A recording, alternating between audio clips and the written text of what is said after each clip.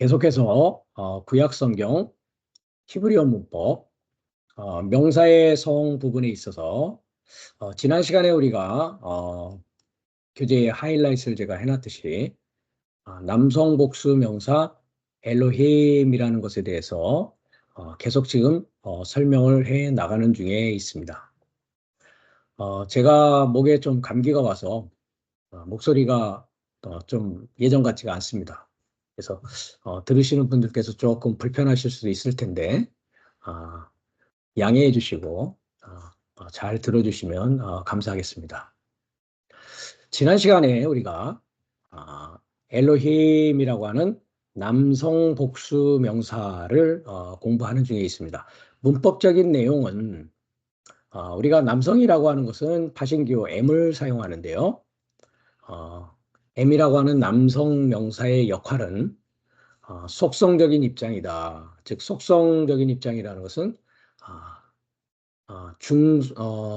그러니까 우리가 히브리어에는 여성이 있고 공성이 있는데 여성의 역할과 공성의 모든 역할을 다 속성적으로 포함하고 있는 것을 속성적인 입장이다라고 이야기를 하는 것이고요.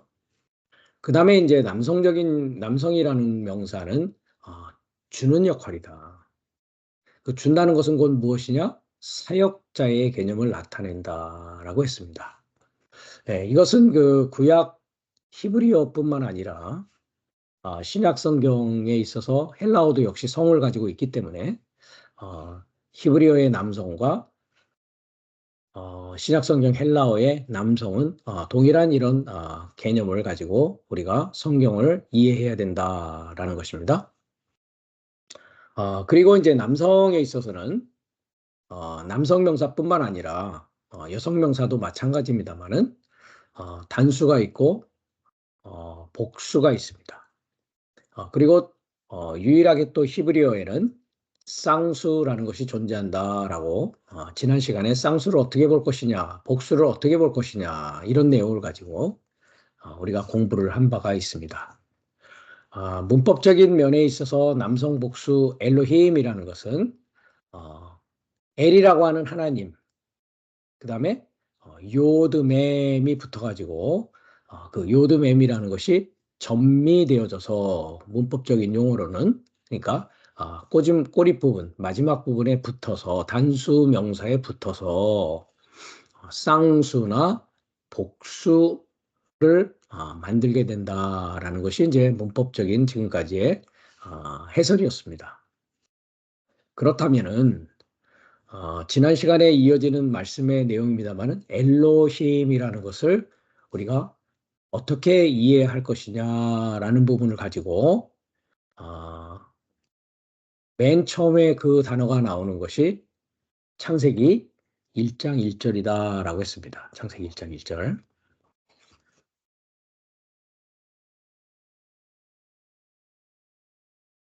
창세기 1장 1절이라고 했습니다. 그래서 이 엘로힘이라고 했을 때 지난 시간에 반복입니다. 엘이 이제 하나님이다라고 했습니다. 즉 전능자이신 하나님이라고 사전적인 의미를 설명을 했고요. 그 다음에 이제 해라는 게 붙어서 이것은 소망하는 것이다. 즉 방향사다라고 했습니다. 그 다음에 이제 요드맴 이 부분이 이제 전미가 되어서 이것이 이제 복수어미인데 지난 시간에 설명을 드렸듯이 구약에 있어서의 복수의 의미는 사역의 의미다라는 것까지 말씀을 드리면서 엘이라는 것이 명사로 쓰일 때는 하나님이지만 이것이 이제 전치사로 쓰일 경우에 무엇을 향하여라고 한다는 것이죠. 즉 하나님의 방향, 전능자의 방향을 나타내고 있다는 것이죠. 그럼 어떤 하나님이냐? 어떤 하나님을 방향으로 해서 나아가고 있느냐라는 문제가 또 엘로힘이라는 단어 안에 들어있다는 것입니다. 그래서 기본적으로 엘로힘이라는 단어는 하나님이 아니라, 그래서 여기 하나님이라는 것은 잘못 번역된 것이다 라고 했습니다. 갓이 아니다라고 했습니다. 왜냐? 갓이라는 것은 엘이기 때문에 그렇습니다. 그래서 엘로힘이라는 것은 엘을 소망하는 사역이다. 즉 엘이라는 것은 전능자이신 하나님을 소망하는 사역이다. 즉 사역이라는 것은 하나님의 일이다라는 것이죠. 네, 하나님의 일이다.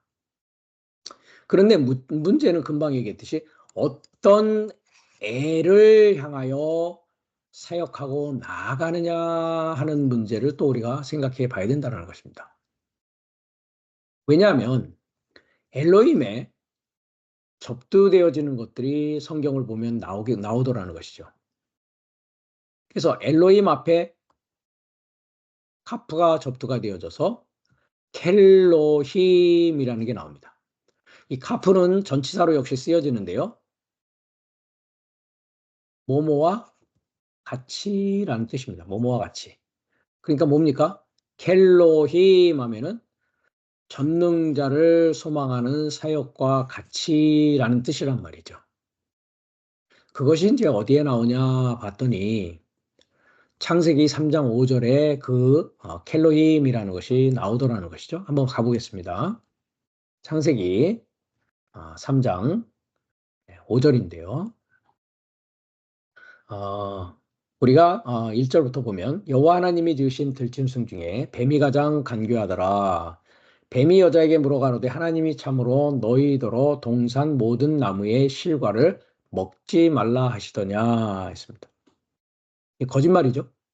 예. 우리가 2장을 과거에 공부한 적이 있습니다만은 하나님께서는 동산 모든 나무의 실과를 반드시 다 먹어야 된다라고 했습니다. 네, 거기도 번역에 문제가 있었습니다. 네, 우리가 2장을 잠깐 가보면 다 먹으라고 돼 있습니다. 근데 임의로라고 번역을 잘못했다라고 했습니다. 16절인데요. 여호와 하나님이 사람에게 명하여 가라사대 동산 각종 나무의 실과는 임의로 먹되라고 했는데 임의로가 아니었습니다. 그래서 칼동사 부정사와 칼동사 일반형이 있어서 강조의 의미를 나타내기 때문에 반드시 먹어야 된다. 17절에도 마찬가지죠. 이거는 제대로 번역이 됐습니다. 칼동사 부정사와 일반 동사 칼동사. 그래서 반드시 죽는다. 정령 죽는다. 그러니까 임의로 먹는 게 아니라 반드시 먹어야 된단 말이죠. 그러니까 모든 나무를 반드시 먹어야 되는데 조건이 하나 있었습니다. 선악을 알게 하는 나무의 실과는 먹지 말아라. 그럼 뭘 먼저 먹으라는 것이냐? 생명나무를 먼저 먹고 그 외의 모든 나무를 그 생명을 살리는 입장에서 먹을 수 있다라는 것이죠. 그래서 이미 그 말씀은 과거에도 여러 차례 드린 적이 있습니다. 그러니까 뱀이 여기서 지금 여자를 향해서 뭐 하고 있습니까? 여기도 L 전치사죠. 그 여자를 향해서 뱀이 지금 말하고 있는 상황입니다. 그럼 여자가 뭐라고 이야기를 해야 됩니까? 아니야. 다 먹으라고 하나님께서 말씀했다라는 것이죠. 그렇죠? 네. 그래서 그 동산의 나무의 열매로부터 먹는다, 먹을 수 있다라고 얘기한단 말이죠. 네. 그런데 중앙에 있는 나무는 하나님 말씀에 너희는 먹지도 말고 만지지 마. 이거는 그 얘기는 성경에 기록되어 있지는 않습니다. 그렇죠? 네. 먹지도 말고 만지도 말라 했습니다. 그렇죠? 네. 그래서 너희가 죽을까 하노라라고 했다라는 것이죠. 네. 그랬을 때 이제 뱀이 아니다. 결코 죽지 않는다. 여기도 칼동사 부정사 있죠. 그 다음에 일반 칼동사가 있습니다. 그러니까 반드시 정령, 정령 죽지 않는단 말이죠. 그죠? 그러면서 너희가 그것을 먹는 날에는 이렇게 합니다. 그러니까 지금 뱀이 이야기하는 것은 뭡니까? 선악의 나무로부터 나오는 그 지식을 먹어도 죽지 않는다라는 것이죠. 그죠? 다 먹으란 말이죠. 그죠? 네. 그러니까 생명나무는 일부러 뭐 하고 있습니까? 지금? 말하고 있지 않는 상황이죠. 이 여자에게. 네. 그래서 결코 죽지 않는다라고 하면서 너희가 그것을 먹는 날에는 너희의 눈이 밝아서 뭐가 같이 된다고요? 하나님과 같이 된다라고 했습니다. 하나님과 같이 된다. 자, 이 부분을 우리가 오른쪽에 히브리어를 보시면 하나님과 같이 했는데 하나님은 아니죠. 그죠? 네. 발음은 켈로힘이라고 합니다. 그러니까 전능자를 소망하는 사역과 같이 된단 말이죠. 네. 뭐라고요? 네. 선과 악을 아는 전능자를 소망하는 사역과 같이 완성되어진다라고 이렇게 이야기를 하고 있다는 말이죠. 네. 그래서 여기 전능자를 소망하는 사역과 같이 되어진다라고 지금 이 여자에게 설득을 하는 것이죠. 그래서 켈로힘이라는 단어가 있습니다. 그리고 또 하나 전미되어지는 것이 있는데 카프라는 전치사 대신에 관사가 하관사라고 그랬죠. 네.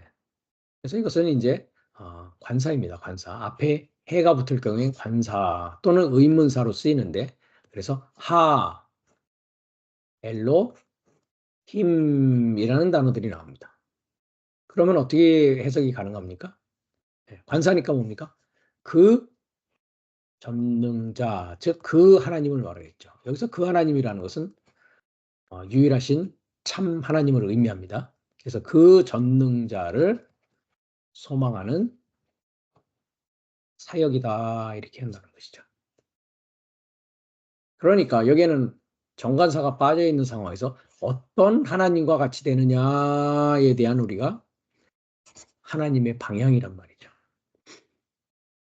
그래서 지금 거기에 대해서 이 켈로임 같은 부분에 있어서는 주님께서 이런 말씀을 하십니다. 우리가 요한복음 8장을 가보면 8장 44절에 나오는데요. 지금 이제 진리를 알아라 하면서 진리가 너희를 자유롭게 한다 이렇게 얘기하시면서 좀 더 밑에 부분으로 가시면은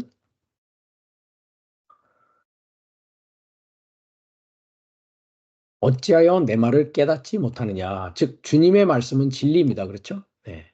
그것을 깨닫지 못하느냐 하시면서 이는 내 말을 들을 줄 알지 못합니다. 라고 하면서 너희는 너희 압이 뭐라고요?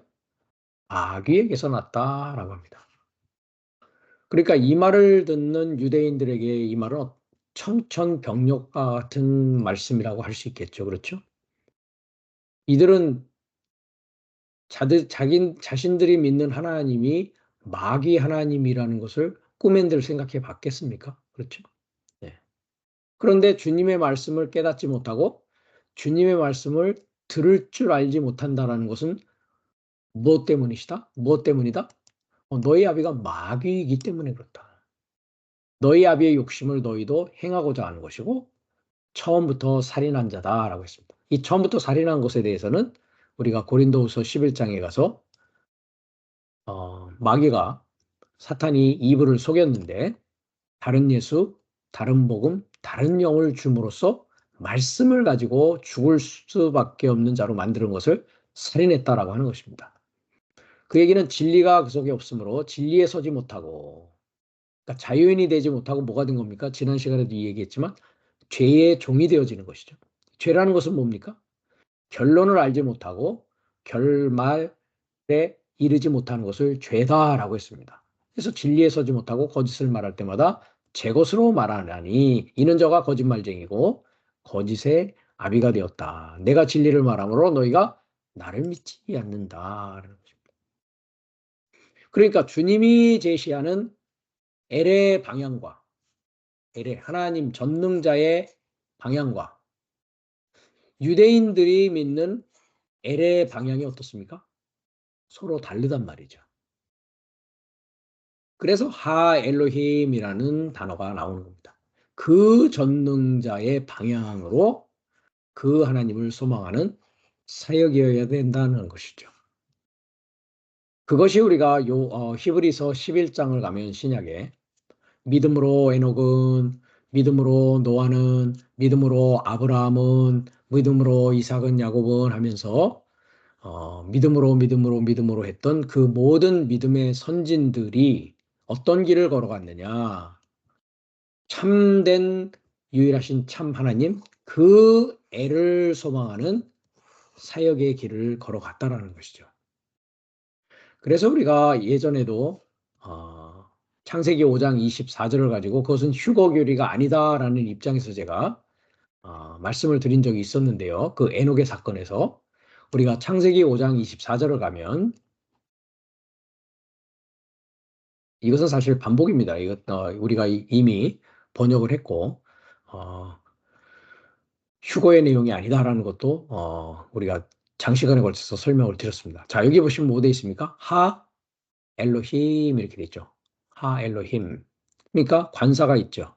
그 다음에 앞에 에트가 있어서 그 전능자를 소망하는 사역의 시작과 끝, 전 과정을 뭐 했다고요? 에녹이라고 하는 봉헌하는 자가 하노크라고 했습니다. 발음은. 할라크했다. 이것도 얄라크와 할라크의 차이점을 공부할 때 우리가 공부를 했습니다. 스스로 걷기 시작했다 말이죠. 자신을 위해서. 그죠? 예, 히트파이를 쓰고 있습니다. 그래서 강의형 중간태를 써서 강하게 자신을 위한 행동으로 스스로 그 전능자를 소망하는 사역의 시작과 완성의 길을 걸어갔다라는 하 엘로힘이 나온단 말이죠. 그러니까 여기도 하나님이라는 것이 잘못된 것이죠. 왜? 관사가 있지 않습니까? 그 다음에 단수 하나님이 아니라 명사 남성 복수 전능자를 소망하는 사역이란 말이죠. 이해가 되시죠? 하엘로임은 상당히 또 많이 구약 성경에 나오는데요. 하나만 더 보면 5장인데 6장에 가면 이제 노아의 이야기가 나옵니다. 6장 9절 부분을 가보시면 그러나 8절부터 보면 노아는 여호와께 은혜를 이것도 번역이 잘못되어 있습니다. 영어를 보십시오.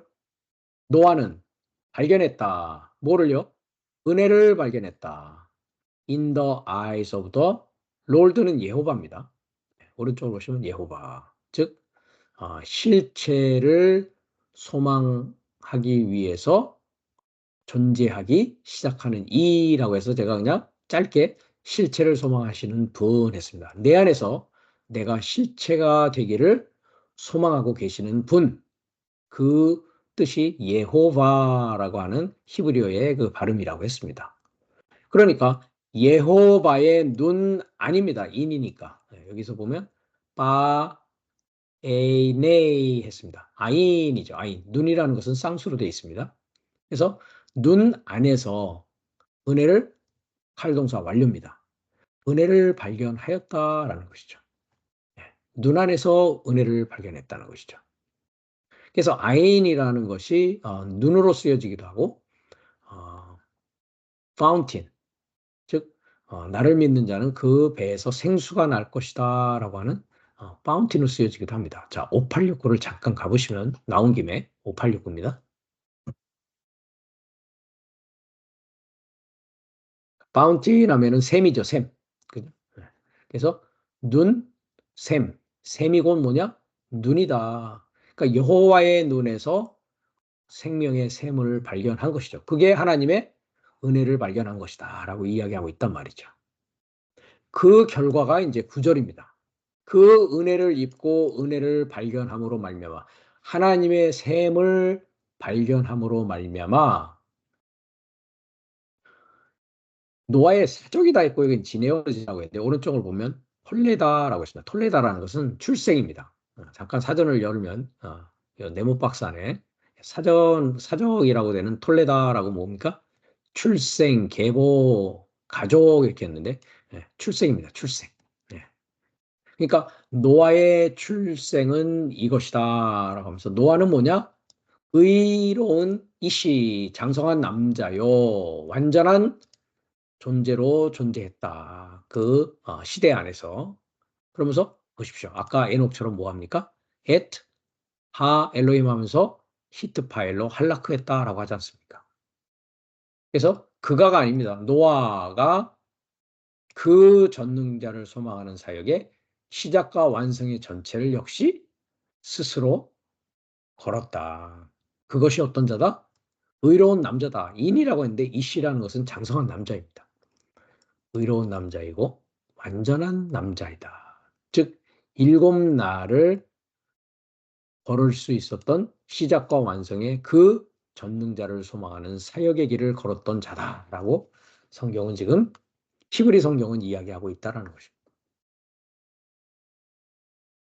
그래서 지난 시간에 우리가 죄인의 상태에서 의인의 삶을 살기 위해서, 즉 노아와 같이 의로운 남자로서의 삶을 살기 위해서 하나님의 뜻을 구하고 찾아오는 일이 있어야 된다라고 하면서 제가 로마서 3장 10절을 말씀드렸습니다. 3장 10절을 가보면 기록한 바 의인은 없나니 하나도 없다라고 했습니다. 의로운 자는 하나도 없다. 깨닫는 자도 없고 하나님을 찾는 자도 없다 하면서 제가 오른쪽에 깨닫는 했을 때 동사, 분사, 현재, 즉 현재 분사를 이야기하고 말씀드렸습니다.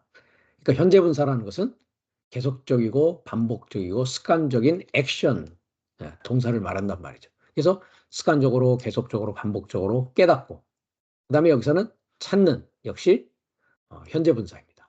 그 하나님을 계속적으로 반복적으로 습관적으로 찾는 자가 어떤 자다? 의인이 되어질 자요. 그 자는 선을 행하는 자다. 즉 하나님만이 선하시다라고 했습니다. 즉 하나님의 뜻을 행하는 자는 하나님을 깨닫고 하나님을 찾아서 노아와 같이 하 엘로힘의 길을 걸어서 의로운 남자, 장성한 일곱째 날에 하나님의 아들로서의 사역을 동일하게 전능자를 소망하는 사역을 다른 일을 통해서 할 수 있는 마지막 살려주는 영, 마지막 아담의 길을 가게 된다는 것이죠. 그래서 이 하나님의 나라와 하나님의 의를 구하고 찾아오게 되면 드디어 여섯째 날에 내 안에 임마누엘을 인식하게 된다라고 했습니다. 그래서 우리가 마태복음 1장 23절을 가서 임마누엘이라는 뜻이 하나님께서 나의 삶과 결합하여 계시다라고 했습니다. 마태복음 1장 23절이죠. 보라 처녀가 잉태하여 아들을 낳을 것이요 그 이름은 임마누엘이라 하리라. 임마누엘은 히브리어입니다.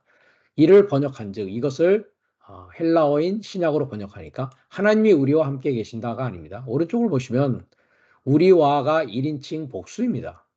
이미 이제 단수와 복수의 개념은 지난 시간에 말씀드렸기 때문에 신약에서 복수는 삶이라고 했고 구약에서의 복수는 사역이라고 자세히 저번 시간에 설명을 드렸습니다. 오늘 이 말씀을 유튜브로 시청하시는 분께서는 지난 시간 것을 시청하지 않으셨다면 지난 시간 것을 시청한 후에 1인칭 복수를 나의 삶이라고 이해해야 된다라는 것을 이해하실 수 있을 것입니다. 그러니까 그 하나님이 나의 삶에 뭐하고 있다고요? 메타라는 것은 함께라고 하는데 결합되어 있는 것입니다. 메타라는 것은 결합하다, 조인되어 있고 컴바인되어 있는 것입니다. 자, 3326번을 보시면 메타하니까 뭡니까? join은 join. 그 다음에 동행, 컴퍼니입니다. 함께 동행하기 위해서 뭐 한다고요? 완전히 결합되어 있는 상황을 뭐가 되어져 있다? 메타라는 전치사를 쓰고 있다는 것이죠. 그러니까 그 하나님이 이미 나의 삶에 결합되어 있었죠. 한 날부터 여섯째 날 지금 현재 이르기까지. 그런데 내가 그것을 인식하지 못하고 있던 상태에서 그 인식과 구별이 되면서 아하, 하나님이 나의 삶에 결합되어 계셨었구나, 지금까지. 그것을 알게 되고 깨닫게 되면 내 안에서 뭐가 되어진다고요? 아들이 탄생하는 일이 있단 말이죠. 내가 정결한 처녀가 되어서. 그래서 그것을 가지고 지난 시간 마지막 부분에서는 갈라디아서 4장 4절과 6절을 통해서 말씀을 드렸고요. 이제 이번 시간에 우리가 계시록 12장 1절부터 우리가 그 부분을 이제 볼 것입니다. 잠깐 이 부분을 얘기하기 전에 우리가 금방 메타라는 것을 보았는데요. 이 메타라는 전치사. 우리가 요한일서 1장을 가면은 해초부터 있는 생명의 말씀에 관하여는 우리가 들었고 눈으로 보았고 주목하고 손으로 만졌다라고 사도 요한이 이야기를 하고 있습니다. 여기서 이제 들었고 주목하고 손으로 만진 것을 우리가 오른쪽에 헬라어를 보면 들었다라는 것은 동사 직설법 현재 완료를 쓰고 있습니다. 이미 완료 형태로 들었습니다. 보았다라는 거 역시도 VIRA 해갖고 완료 형태로 쓰고 있습니다. 이미 현재 완료되어 있는 상황에서 이미 주목했고 만졌다라는 것이죠. 무엇을요? 그 생명의 그 말씀에 관하여 그랬다라는 것이죠. 그러니까 그것을 보고 들었고 손으로 주목하고 손으로 만졌으니까 뭐 할 수 있다고 이제? 전할 수 있다라는 것이죠. 그 전하는 이유는 사귐이 있게 하기 위한 것인데 자 사귐을 한번 보십시오. 코이노니아 했습니다. 즉 파트너가 되어지고 동료가 되어지고 동료의식, 참석, 상호교류, 분배, 교제, 교통하는 것입니다. 영어에서는 이걸 펠로우십, 파트너십, 함께 분배하는 자 이런 뜻을 가지고 있습니다. 그러니까 그것을 전하는 이유는 생명의 말씀을 전하는 이유는 그 생명의 말씀을 서로 나누고 교통하고 그것을 가지고 함께 사역하기 위한 것인데 그것이 되는 것이 곧 무엇이냐라고 하면은 그 사귐이라는 건 뭐냐? 아버지와 그 아들 예수 그리스도와 함께한다라고 했습니다. 자, 오른쪽을 보십시오. 나의 삶에 자, 1인칭 복수죠, 당연히. 나의 삶에 메타 나의 삶에 결합하여서 즉 일곱째 날의 인자 사역, 전능자를 소망하는 사역을 하는 사도 요한의 그 사역에 결합되어져서 메타 투 파트로스 그 아버지와 결합하고 메타 투 휴 아우투 예수 그리스도 했습니다. 그의 아들 그리스도 예수와 결합되어지는 것입니다. 즉 사도 요한과 결합되어지고 아버지와 결합되어지고 아들이신 예수 그리스도와 결합되어지는 걸 뭐라고 한다고요? 코이노니아인데 그것은 생명의 말씀이라고 하고 있는 것을 전달받음으로 말미암아 일어나는 일이라는 것이죠. 그러니까 생명의 말씀을 전달받으면 뭐합니까? 임마누엘이라는 걸 인식하게 된다고요. 즉 내 안에서 아들이 탄생되어진다라는 것이죠. 그래서 계시록 12장 이제 1절로 가보면 하늘의 큰 이적이 보인다라고 했습니다. 하늘. 자, 하늘이라고 했는데요. 하늘은 쌍수라고 했습니다. 그렇죠? NMD 했습니다. 그래서 관사, 명사, 남성, 쌍수입니다. 그래서 관사는 처음에 있는 하였죠. 하. 그러니까 그죠? 그 다음에 하늘은 뭡니까? 샤, 마, 임 이렇게 했습니다. 그러니까 여기서 마임에서 카미츠가 붙어서 요드mem은 어떤 어미가 됩니까? 쌍수 어미가 되었죠. 엘로힘 이것은 복수 어미가 되어진 것이고요. 네. 왜냐하면 이 힐액이 있으니까요. 여기 카미츠가 있고요. 그러니까 그 하늘인데요. 그럼 도대체 하늘이 무엇이냐라는 거죠. 하늘이 무엇이냐. 그 하늘은 어디 있다고요? 인친 나의 머리 안에 있다고 그랬습니다. 그렇기 때문에 하늘도 내 안에 있는 것이요. 땅도 내 안에 있는 것입니다. 그러니까 하늘이 있고 땅이 있는 것이죠. 그죠? 하늘은 남성 명사요. 땅은 여성 명사입니다. 그러니까 땅이라는 것은 하늘의 뜻을 받는 입장이요. 남성이라는 것은 뭡니까? 주는 입장이죠. 그래서 우리가 신명기 32장을 가보더라도 이런 말씀을 하고 있습니다. 신명기 32장을 가면 하늘이여 귀를 기울이라 내가 말하리라 합니다. 그 다음에 땅은 내 입의 말을 들을지어다. 그렇죠? 그러면 하늘, 나의 하늘, 나의 하늘은 한 날부터 다섯째 날까지는 쌍수로 존재한다 했습니다. 즉 하늘이 몇으로 존재한다고요? 둘로 존재하는 것이죠. 하늘이여 뭐 하라고요? 귀를 기울이라 한단 말이죠. 네, 귀를 기울이라 합니다. 그러니까 나의 하늘이 이제 귀를 기울이죠. 귀를 기울였습니다. 귀가 여기 있지 않습니까? 그죠? 두 하늘로 존재한다고 했습니다. 귀를 기울이라. 그럼 귀를 기울이게 되면 땅은 어떻게 된다고요? 땅이여 입의 말씀을 들을지어다 했습니다. 그러면 귀를 기울이면 입의 말씀을 들으면 그 땅으로 땅의 마음이죠. 네.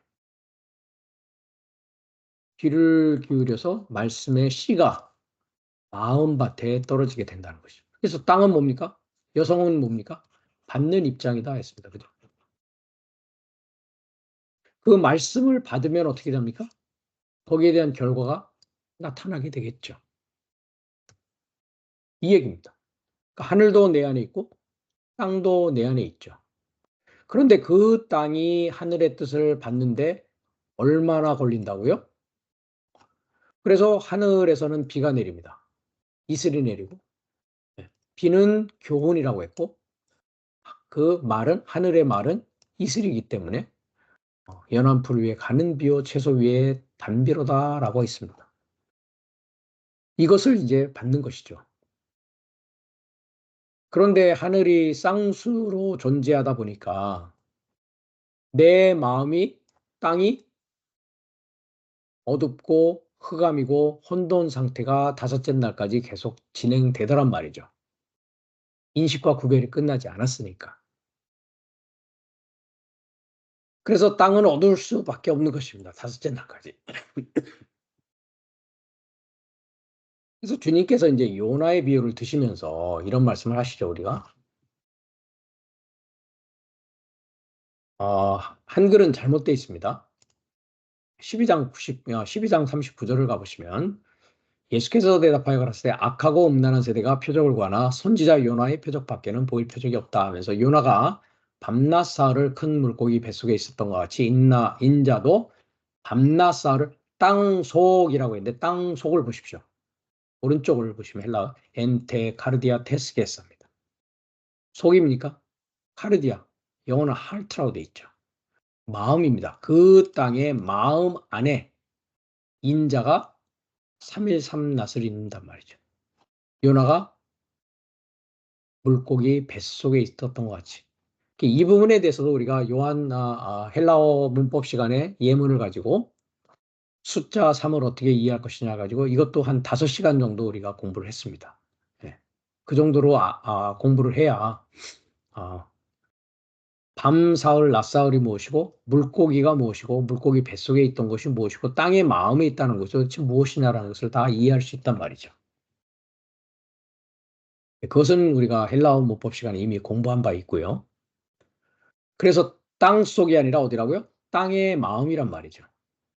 그래서 금방 제가 땅의 마음이라고 하는 것입니다. 그럼 뭘 냅니까? 닦아는 자들을 위해서 닦아는 자들에게 유익한 합당한 채소를 내어야 되겠죠. 그러나 가시와 엉겅퀴를 내면 뭐 한다고 되어 있습니까? 저주함에 가깝다라고 히브리서는 이야기하고 있다는 것입니다. 그래서 이와 같이 두 하늘이 존재하던 입장에서 하늘이 인식되어지면 이제 쌍수 하늘이 뭐가 됩니까? 단수 하늘이 되어지는 것을 지금 계시록 12장은 말씀하고 있다는 것입니다. 자, 계시록 12장으로 갑니다. 하늘의 큰 이적이 보이죠. 하늘의 또 다른 이적이 보입니다. 자, 하늘이 몇이 나옵니까? 한 하늘 안에 두 개의 표적, 이적으로 나의 쌍수 하늘에서 일어나는 일을 지금 요한계시록 12장은 설명하고 있다는 것입니다.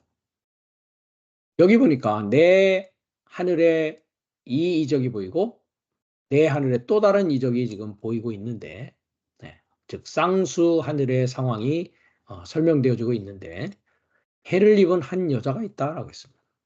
이 여자는 우리가 저번 시간에도 배웠듯이 마태복음 1장 23절에 마리아라고 하는 모바니오 반역이라는 뜻을 갖고 있는 정결한 처녀요. 갈라디아서 4장 4절과 6절을 이미 말씀드렸다시피 그 여자 안에 아들의 영이 이제 임하는 상황이요. 그 다음에 우리가 고린도서 11장 2절을 보았듯이 내가 하나님의 열심으로 정결한 처녀로 너희들을 만들어서 한 남편 그리스도에게 중매하고자 한다라는 사도 바울의 말씀과 동일한 선상에서 있는 말씀입니다. 해를 입었다라고 했습니다. 해. 영어에도 뭡니까? Woman clothed with the sun 했습니다.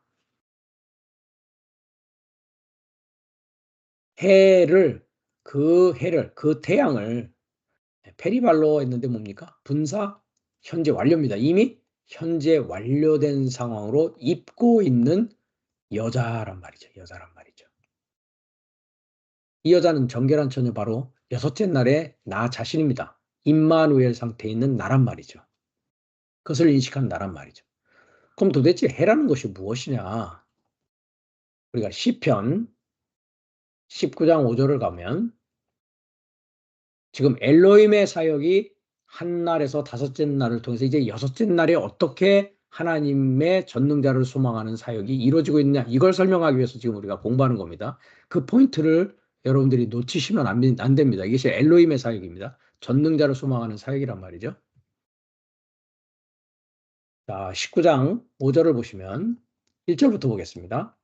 하늘이 하나님의 영광을 선포하고 궁창이 그 손으로 하신 일을 나타낸다. 날은 날에게 말하고 밤은 밤에게 지식을 전하니, 즉 날과 밤이 동일하게 내 안에서 지금 전개되고 있는 상황입니다. 언어가 없고 들리는 소리도 없으나 그 소리가 온 땅에 통하고 그 말씀이 세계 끝까지 이르도다. 이것에 대해서 아까 사도 요한일서에서 뭐라고 합니까?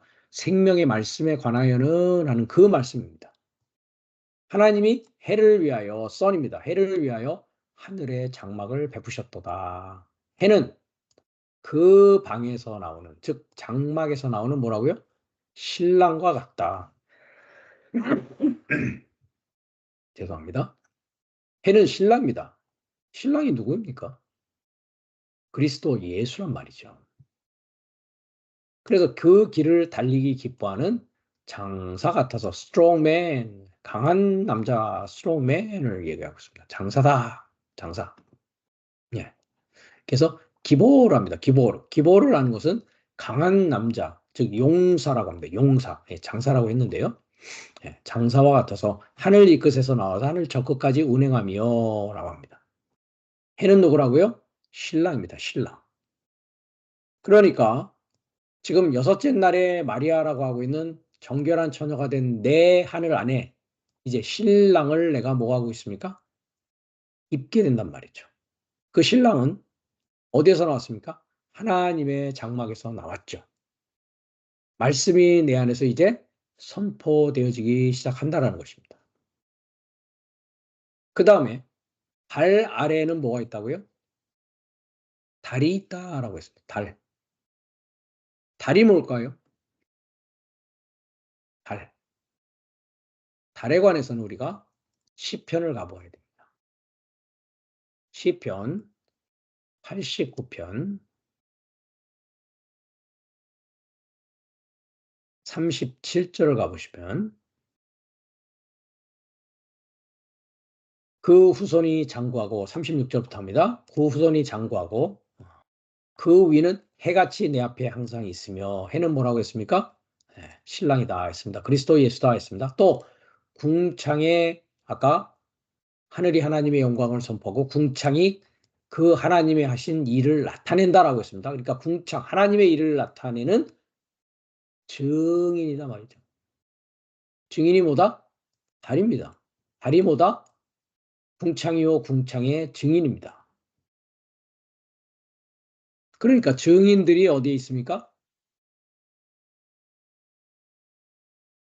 12장에 그 발 아래 여자의 발 안에는 달이 있단 말이죠. 머리에는 뭐가 있다고요? 12별의 면류관을 썼더라.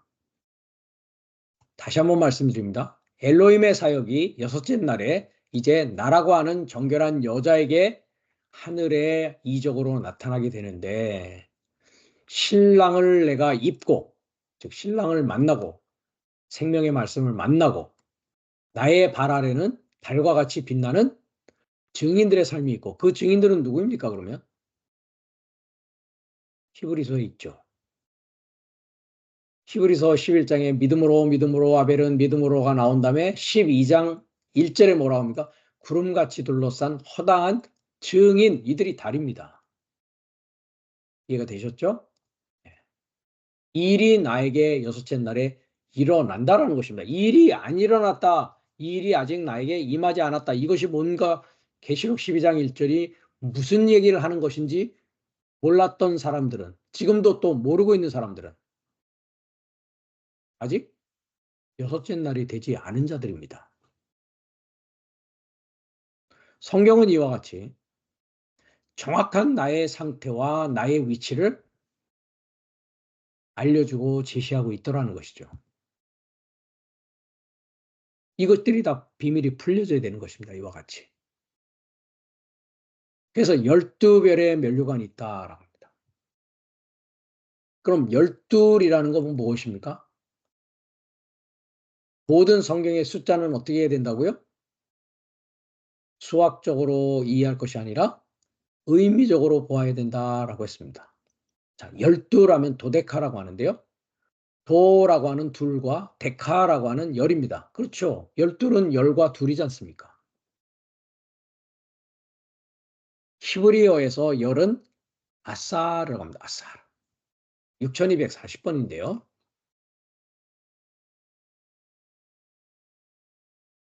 아사르 열이라고 했습니다. 10. 이거는 6235번. 역시 에셀이라고 하는 10.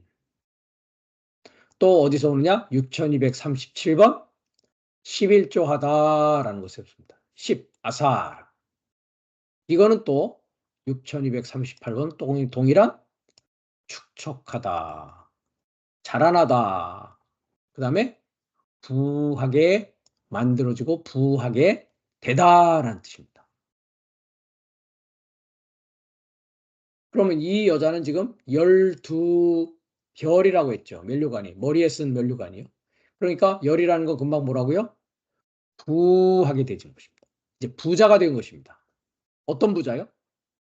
생명의 말씀을 소유하게 되는 부자라고요. 그전에는요. 읽어도 들어도 보아도 알지 못하고 듣지 못한 장님이요 귀머거리란 말이죠. 그 자들이 예수님을 만남으로 눈이 띄어지고 귀가 열리고 입이 열리는 일들이 발생하더라는 것입니다. 그 얘기입니다. 그러니까 남 얘기가 아니라 내 얘기란 말이죠. 나에게 여섯째 날이 오기 전에는 나는 보아도 보지 못하고 들어도 듣지 못하고 말할 수 없는 벙어리의 입장에 있었다라는 것입니다. 그러나 이제 열이라는 것을 통해서 말씀을 소유하게 되는 생명의 말씀으로 부자가 되어지는 열이 되어진단 말이죠. 그 자를 11조가 되어졌다라고 얘기하는 것입니다. 소득의 11조가 있고 내 자신이 11조가 되는 그 때가 또 있단 말이죠. 소득의 11조는 아론의 반차를 쫓는 일시적으로 한시적으로 있던 제사장의 사역이었고 내 자신이 11조가 되어지는 부한자가 되어지는 것은 멜기세덱의 반차를 쫓는 유다 지파에서 나온 그리스도 예수로 말미암아 내가 11조 자신이 자체가 되어지는 자가 되어지는 것을 열이라고 한다는 것입니다. 그 다음에 둘이라고 했는데요. 둘이라는 것은 무엇이라고 했습니까? 우리가 이미 공부를 했었는데요. 탈바꿈이라고 합니다. 탈바꿈. 탈바꿈 되는 것입니다. 셰나임이라고 하는데요. 우리가 8147번을 가보면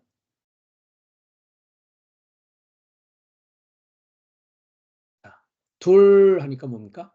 셰나임 했습니다. 자, 요드 맴이니까 둘, 쌍수가 되어지는 것이죠. 그죠? 네. 듀얼, 쌍수라고 했습니다. 이것은 8145번.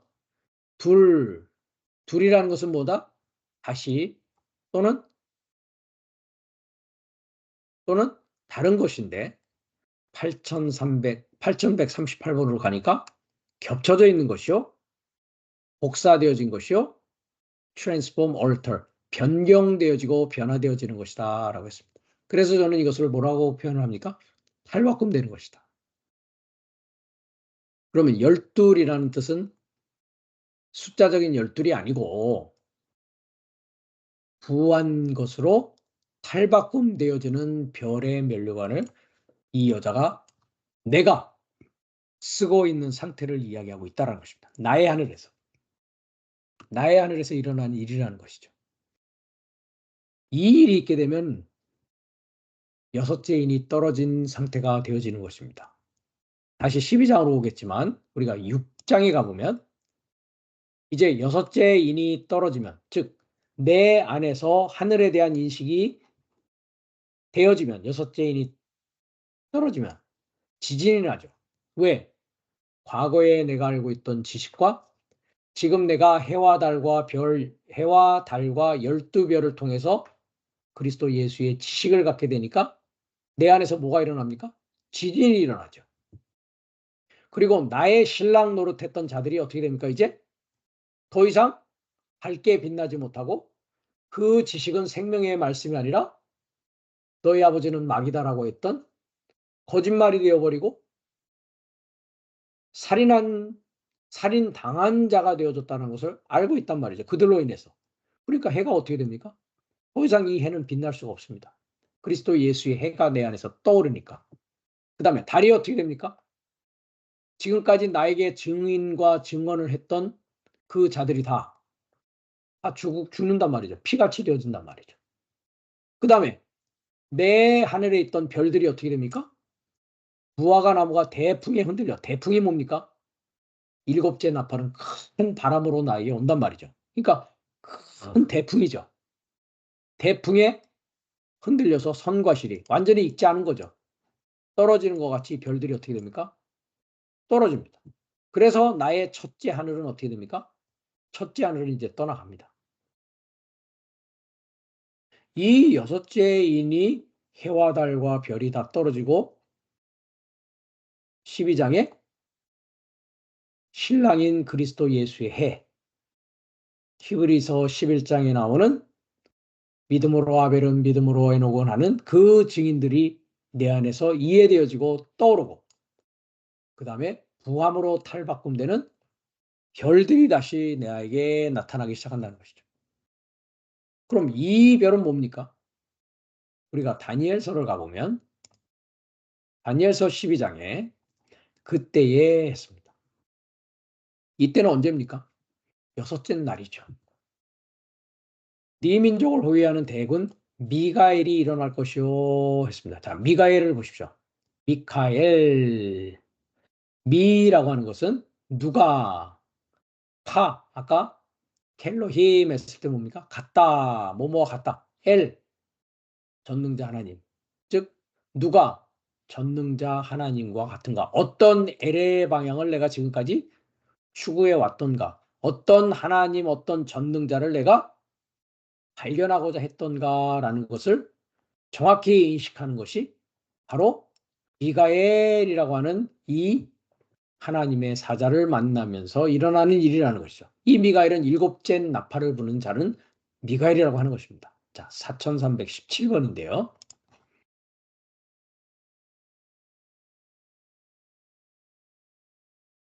자, 미카엘. 자, 미 금방 누가 같으냐?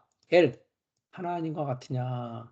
즉 네가 믿는 하나님이 참 하나님이었냐? 아니면 거짓 하나님, 마귀 사탄이었냐라는 것을 알려주는 자가 누구라고요? 그 자를 미가엘이라고 합니다. 그 자가 몇째 날에 나한테 나타난다고요? 여섯째 날에 나타납니다. 그렇게 되니까 나에게 환란이 있죠. 그래서 아까 계시록에서는 큰 지진이 있다라고 했습니다.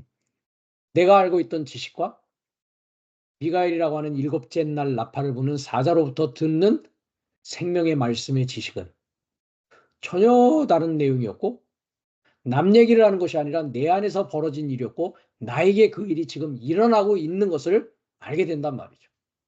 그래서 내가 태어난 이래로 없던 환란이고, 이때 책에 기록된 모든 자가 뭐 한다고요? 구원을 얻게 된다고요. 이 책은 어떤 책입니까? 하나님의 생명의 책에 기록되어지는 걸 말하는 것이죠. 그러면서 땅의 티끌 가운데 자는 자 중에 많이 깨어난단 말이죠. 그래서 영생을 얻는 자도 있고 수욕을 받아서 무공의 부끄러움을 입을 자도 있단 말이죠. 즉 누가 하나님과 같으냐 하는 미가엘이 여섯째 날에 일곱째 나팔을 통해서 내 귀에 들려지게 될 때에, 내 귀에 이렇게 들려지게 될 때에 두 하늘이 이제 어떤 상황이 됩니까? 한 하늘로 통일되는 일이 일어나게 된다는 것이죠. 그것을 환란이라고 하는 것이고, 그 환란이 일어난다는 건 무엇이냐? 영생을 얻는 자도 있을 것이고 부끄러움을 입을 자도 있다라는 것이죠. 그래서 이것에 대해서는 우리가 요한복음 5장에서 이미 본 바가 있습니다. 5장 24절을 갔습니다. 내 말을 듣고 나 보내시는 이를 믿는 자는 영생을 얻었고 심판에 이르지 아니하나니 사망에서 생명으로 옮겼다라고 하면서 죽은 자들이 한 날부터 다섯째 날에 속한 자들이 하나님의 아들의 음성을 들을 때가 오나니 곧 이때다. 미가엘 사자의 일곱째 나팔을 들을 때가 오는데 바로 여섯째 날 바로 이때다. 그러면서 이것을 기이 여기지 말라. 무덤 속에 있는 자가 다 그의 음성을 들을 때가 오나니 무덤 속에 있는 자는 죽은 자들입니다. 한 날부터 다섯째 날은 나의 사역이 없고 하나님의 사역만 존재한다. 지난 시간에 말씀드렸습니다. 그 무덤 속에 있는 자가 음성을 들을 때가 여섯째 날인데 선한 일을 행한 자는 생명의 부활로 악한 일을 행한 자는 심판의 부활로 나오는 일에 대해서 동일하게 다니엘서 12장에도 마찬가지로 땅의 티끌 가운데 자는 자 중에 생명의 부활로 나오는 자가 있고 심판의 부활로 나오는 자가 있다는 것이죠. 그럼 누가 심판의 부활로 나오는 것입니까?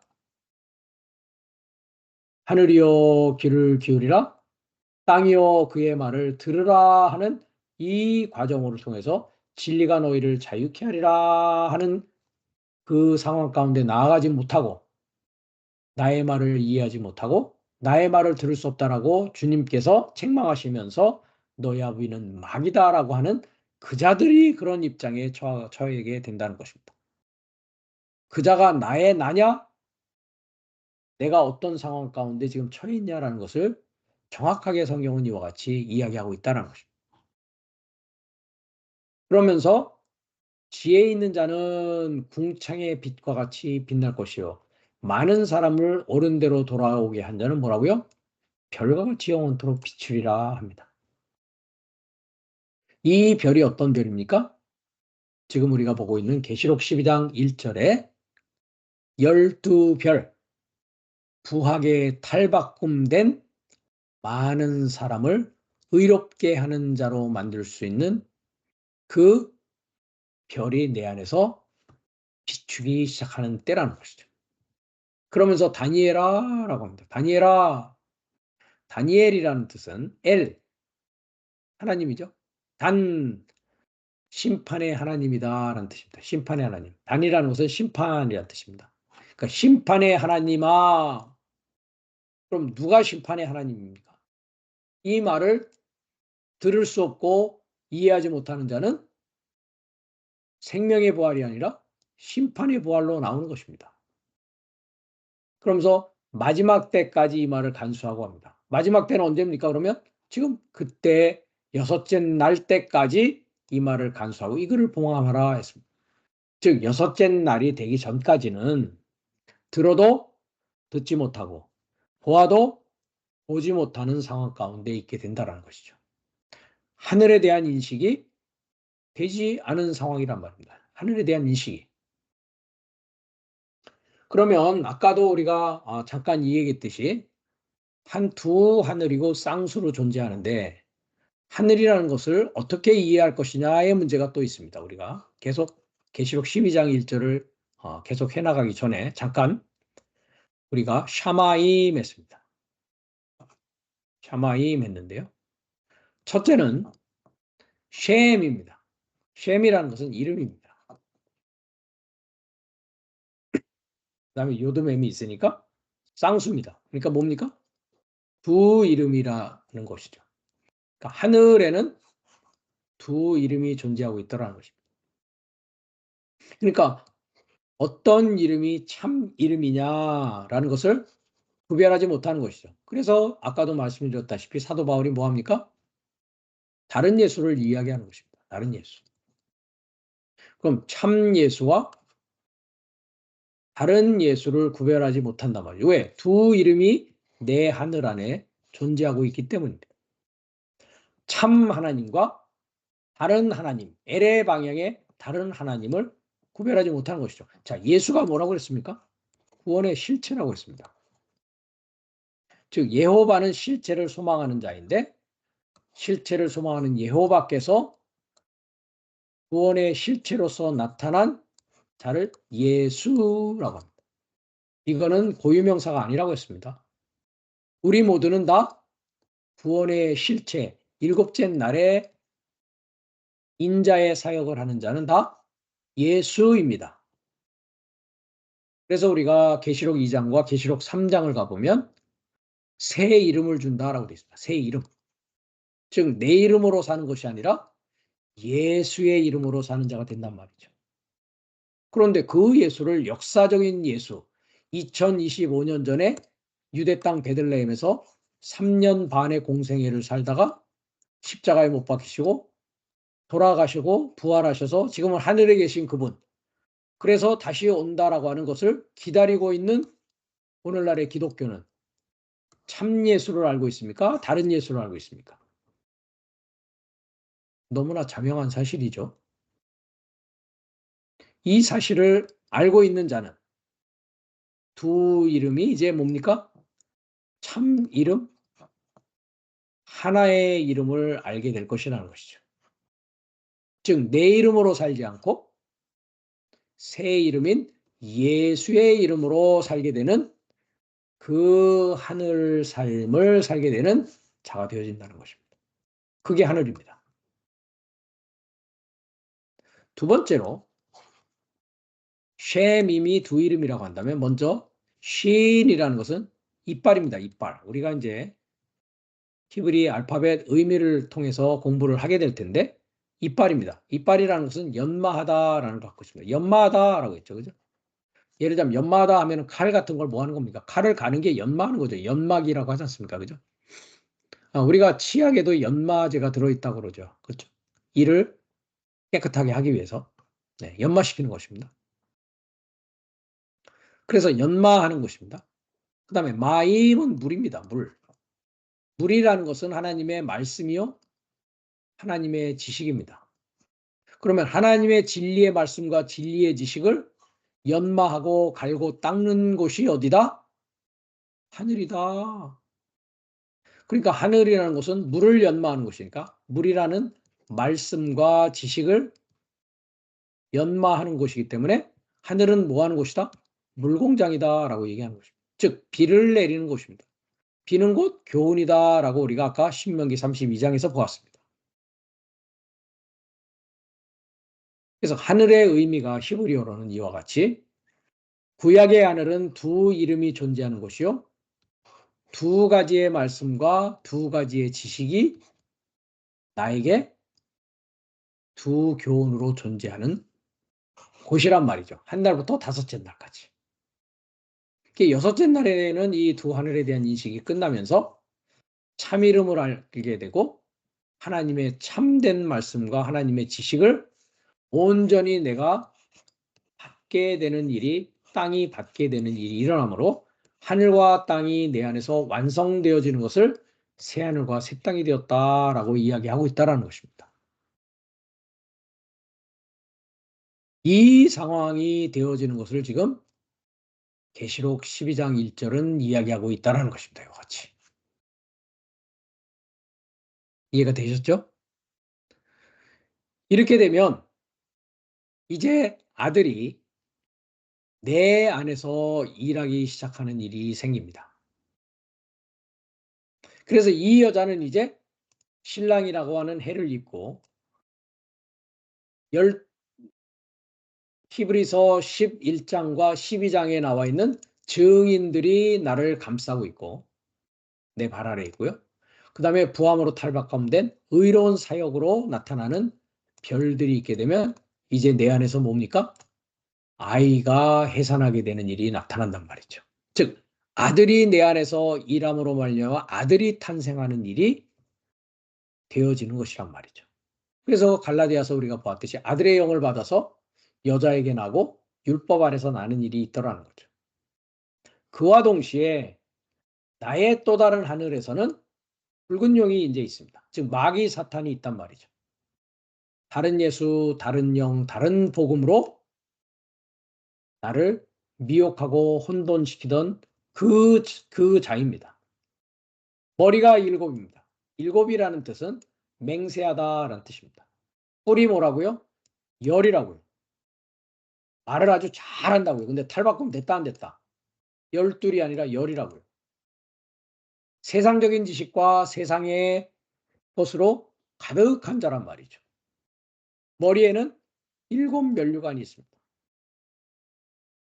즉 맹세하고 부한 자로 당당하게 말씀을 선포하는 자가 있더란 말이죠. 그 자를 우리는 갈라디아에서는 후견유가 청직이라고 하고 있고, 누가복음에서는 예수님이 탄생되어질 때 누가복음 2장에 어떤 일이 있었습니까? 강보에 쌓여 구유에 누워 있었는데 그 지경에 누가 있더라고요? 목사 노릇하는 자들이 있더란 말이죠. 그래서 밤에 자기 양떼를 지키더니 했는데요. 그 밤에 양떼, 그 자신들의 양떼를 접하여서 밤에 뭐라고 했습니까? 이건 번역이 안 돼 있죠. 경계라고 돼 있는데요. 와치라고 돼 있고요. 필라케는 감옥이라고 그랬습니다. 그러니까 자기 신도 자기 양떼들을 밤에 속하여서 뭐 한다고요? 낮에 속한 자가 아니라 밤에 속해서 감방지기 노릇하는 목자들이 BIA 미완료로 있다라고요. 이 자들은 그러니까 뭡니까? 해와 달과 별이 떨어진다고 되어 있죠. 해는 검게 되어지고 달은 피같이 되어지고 별들이 떨어진다. 그들입니다. 이 자들이. 아들이 태어날 때 이 목자들이 밤에 속한 감옥을 지키고 있는 자들이었단 말이죠. 여기서 못 나가게 하는 것입니다. 그죠? 넷째 날, 다섯째 날 무덤으로부터, 감옥으로부터 절대 나가서는 안 돼. 너희들은 내 밥그릇이야. 라고 하고 있는 자들이었단 말이죠. 다른 예수, 다른 복음, 다른 영을 전하는 자들이었단 말이죠.